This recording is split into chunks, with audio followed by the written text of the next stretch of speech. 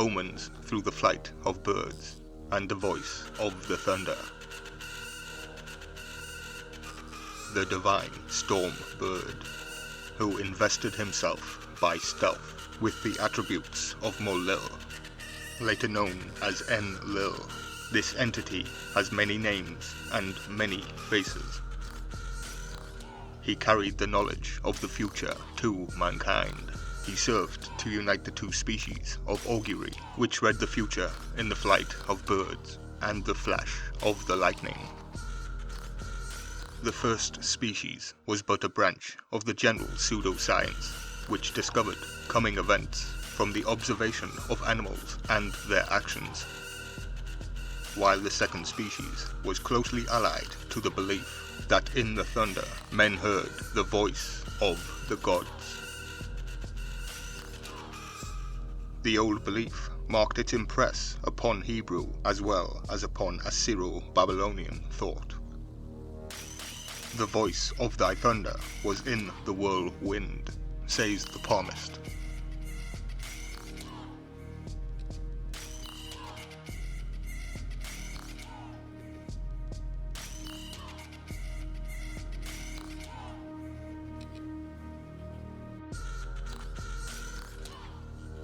And nothing can show more clearly what must once have been the Canaanite faith than the poetic imagery of another psalm. The voice of the Lord is upon the waters. The God of glory thundereth. The Lord is upon many waters. The voice of the Lord is powerful. The voice of the Lord is full of majesty. The voice of the Lord breaketh the cedars. Yea, the Lord breaketh the cedars of Lebanon. The voice of the Lord shaketh the wilderness. The Lord shaketh the wilderness of Kadesh.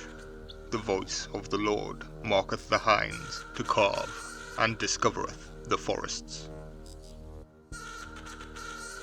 In the Talmud, the voice of the Lord has become Bathqual, or daughter of the voice, a supernatural message from heaven, which sometimes proceeded from the Holy of Holies.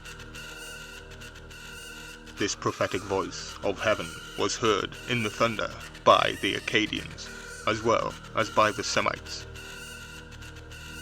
I have already noticed that the Akkadians believed the sounds of nature to be divine voices, from which the initiated could derive a knowledge of the future. At Eridu, it was more especially the roar of the sea, in which the Sumerian priest listened to the revelations of his deities. And this perhaps was the oracle through which Oannes had spoken to men in the rival city of northern Babylonia, where the supreme god presided over the realm of the dead, and not over the waters of the sea. The divine voice came to men in the thunder. By the side of Mul-lil, the lord of the ghost world, stood Mul-mi-sara, Wul-mo-sara, the lord of the voice of the firmament. Mul-mi-sara, in fact, was but Mul-lil himself, in another form, and hence, as the lord of Hades, was the author, not only of the thunder, but of the subterranean noises as well.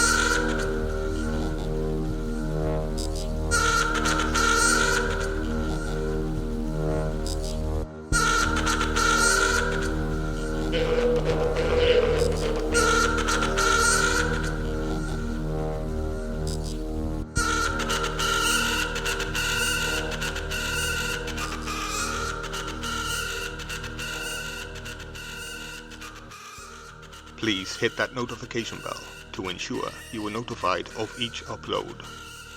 Share, like, comment and subscribe to support the channel for more ancient mystery.